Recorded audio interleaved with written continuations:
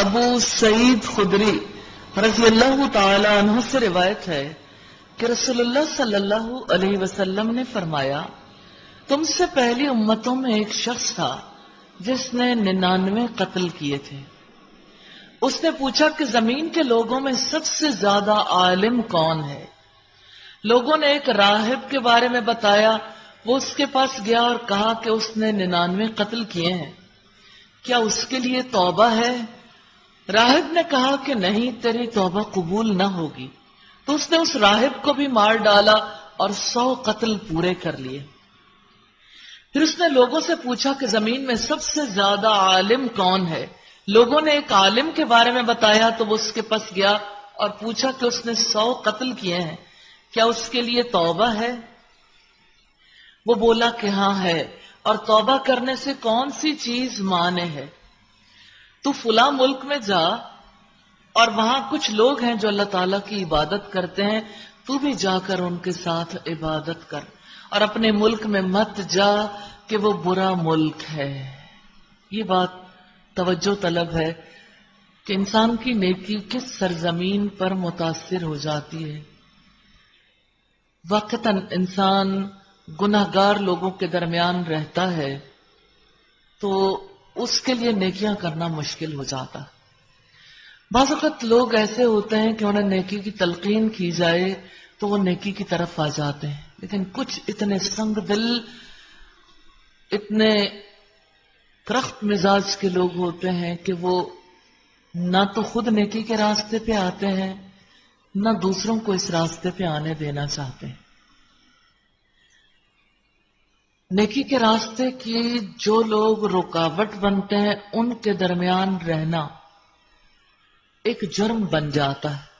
اگر آپ دنیا میں دیکھیں کہ ہجرتیں کیوں ہوئیں تو ہجرتوں کا سبب بھی تو یہی ہے کہ لوگوں کے لیے ایمان پر عمل پیرا ہونا مشکل ہو گیا، پھر انہوں نے اللہ کے حکم سے اپنے علاقوں کو، اپنے گھر بار، اپنے وطن کو چھوڑا۔ جیسے حضرت ابراہیم علیہ السلام کی ہجرت، ایسے ہی انبیاء میں سے کثیر ایسے افراد ہیں جنہوں نے ہجرت کی۔ اسی طرح محمد رسول اللہ صلی اللہ علیہ وسلم کی ہجرت۔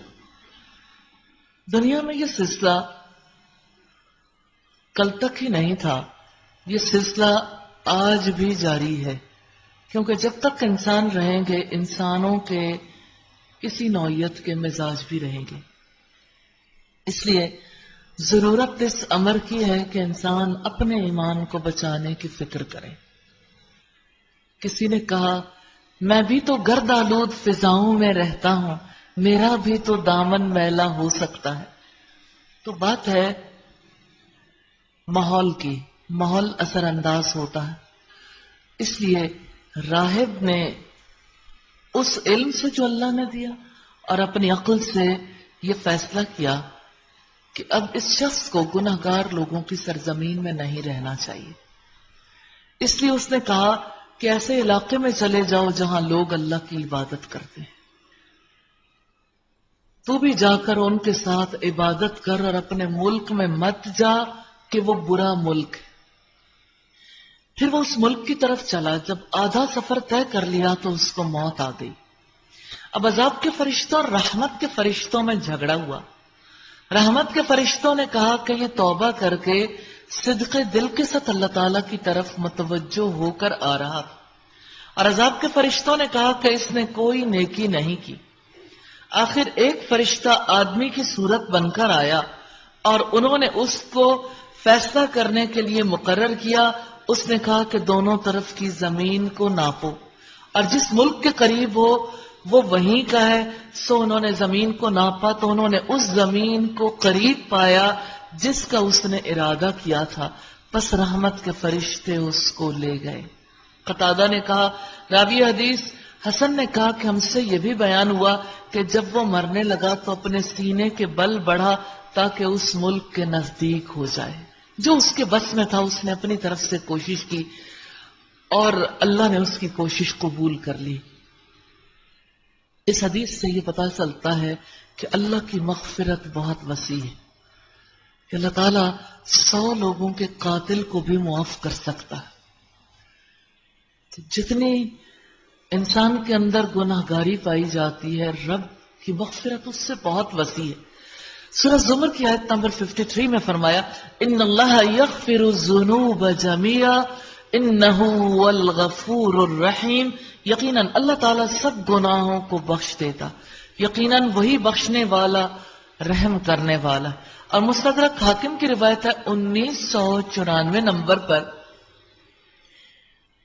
اور اس روایت میں اللہ کے رسول صلی اللہ علیہ وسلم کی دعا ہے اللہم مغفرتک اوسع من ذنوبی ورحمتک ارجع عندی من عملی، اے اللہ میرے گناہوں کے مقابلے میں تیری مغفرت بہت وسیع ہے، اے اللہ میرے گناہ جتنے بھی زیادہ ہیں لیکن تیری مغفرت بہت وسیع ہے۔ اب آپ دیکھیں کہ جو معاف کر سکتا ہے اس کے سامنے اس قسم کی فریاد کا کیا اور کتنا اثر ہو سکتا ہے کہ اللہ میرے گناہ بہت ہی صحیح لیکن تیری مغفرت بہت وسیع ہے، اور میرے عمل کے مقابلے میں تیری رحمت کی زیادہ امید ہے، یعنی میرے عمل کم صحیح اور میرے عمل تو کم ہی ہے لیکن تیری رحمت کی امید بہت بڑی ہے۔ تو اللہ سے استغفار کرنے، رمضان کے دن، رمضان کی راتیں اللہ سے استغفار کے بھی توفیق طلب کر لیں، کیونکہ استغفار پہ انسان اللہ کی توفیق کے بغیر نہیں کر سکتا۔ اور ایک بات کے بارے میں مجھے یقین ہے کہ وہ رحیم ہے، کریم ہے، وہ جب کسی کی تقدیر لکھتا ہے تو اس کے لیے اسباب پیدا کرتا ہے، وہ چاہتا ہے کہ ہم اس سے استغفار کریں، اس سے اپنے گناہوں کی توبہ کریں۔ توبہ کرنے کا طریقہ کار ہے الندم توبہ، ندامت ہی توبہ ہے۔ کون سا وہ انسان ہے جو گناہوں سے بالکل پاک ہو؟ دھرتی پر ایک بھی فرد ایسا نظر نہیں آئے گا، کیونکہ انسان بھول جانے والی مخلوق، اس سے غلطیاں ہوتی ہیں، وہ غلطیاں کر سکتا ہے اور نہ چاہے تب بھی۔ دانستگی میں جو گناہ ہے وہ تو سرکشی کی علامت، لیکن نادانستگی میں کتنی ہی باتیں، کتنے ہی کام، کتنے معاملات، اپنے رب سے استغفار کرنی ہے۔ طریقہ اس کا یہ ہے، اگر آپ توبہ کی ابتدا کرنا چاہتے ہیں 2 رکعت صلاۃ توبہ، لیکن یہ 2 رکعت تب افیکٹو ہوگی دل دوسری دنیا میں چلا جائے گا جس وقت آپ اپنے گناہوں کو یاد کریں گے۔ لیکن اگر آپ کو گناہ یاد ہی نہیں ہے تو توبہ کس چیز کی کریں گے اور کس دل سے کریں گے؟ آپ یوں کریں کہ جیسے اللہ آپ کو موقع دے، اس سے پہلے کہ ہمیشہ کی نیند ہمارے اوپر مسلط ہو جائے، اور قبر میں تو جب تک رہیں گے نیند ہی کی حالت ہوگی۔ یہ موقع آرام کا موقع بھی ہے، لیکن آپ جب گناہوں سے معافی مانگ کر سوئیں گے، آرام کریں گے، تو اللہ کی طرف سے رحمت زیادہ ہوگی۔ اپنے لیے کوئی الگ گوشہ منتخب کر لیں گھر میں، کوئی ایسا گوشہ جس کو جو وقت ملے، کسی کو دن میں ملتا ہے، رات میں، آخری رات کے حصے میں، لیکن انسان بھول جانے والی مخلوق ہے، اس لیے جو کام جتنی جلدی کر لیا جائے اتنا اچھا ہے۔ اسی طرح سے آپ یوں کیجئے کہ بچپن سے لے کے بالکل ابتدائی بچپن، پہلی بار آپ نے جب شعور کی آنکھ کھولی، جب سے یاد پڑتا ہے اس وقت سے یاد کرنا شروع کریں۔ اور بہت ساری باتیں ایسی ہیں جو انسان اپنی زبان سے ادا کر لے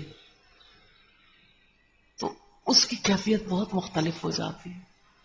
اب کسی کی اللہ سے گفتگو کو نہ سنیں جو لوگ اکٹھے رہتے ہیں، لیکن آپ زبان سے بولنا شروع کر دیں اپنے اللہ کے آگے، دبے دبے، بلند بھی ہو سکتا ہے لیکن دبے دبے، دل میں ہوگا تو دل کی بات دل میں رہ جائے گی، لیکن آپ مسلسل اللہ کے آگے بات رکھیں کہ یا اللہ اس وقت میرے دل میں فلاں کے بارے میں جیلسی آئی، کسی بہن بھائی کے بارے میں، جب چھوٹے ہوتے ہیں بچے تو بہن بھائیوں کے حق میں خرابی پیدا کرتے ہیں، اس سے بڑے ہو جائیں تو دوستوں کے حق میں، پھر ماں باپ کے حق میں، کہاں کہاں ہم اپنے آپ کو دیکھیں۔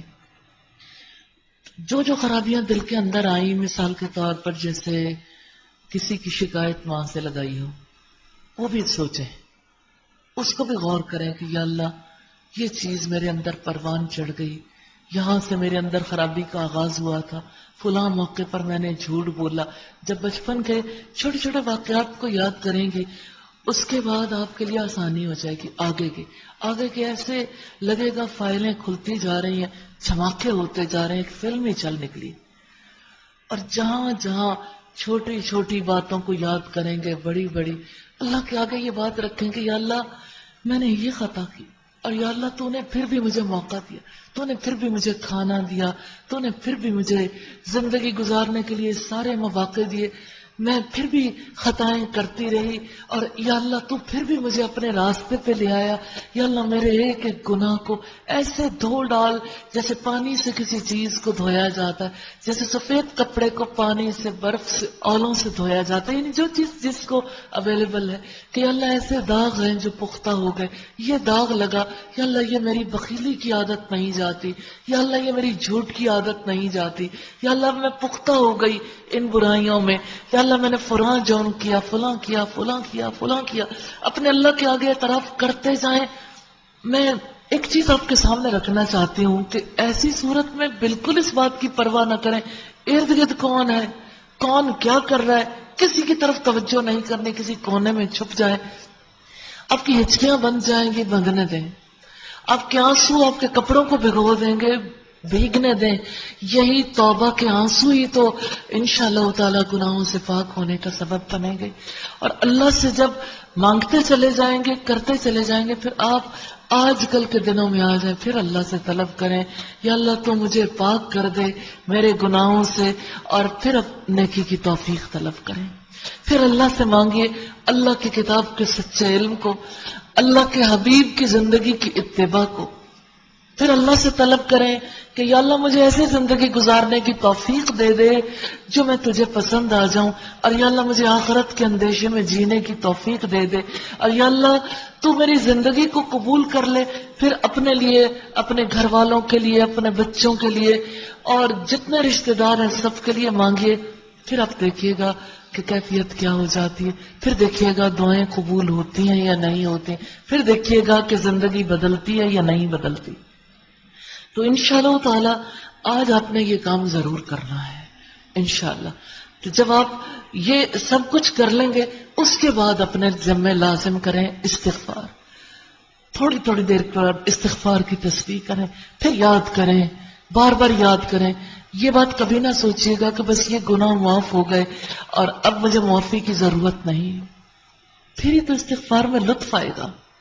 پھر ہی تو جب استغفار کریں گے پھر آنسو جاری ہوں گے، پھر آپ کی آنکھیں بھیگ جایا کریں گی، پھر آپ کو اپنے رب کی رحمتیں محسوس ہونی شروع ہو جائیں گی انشاءاللہ تعالی.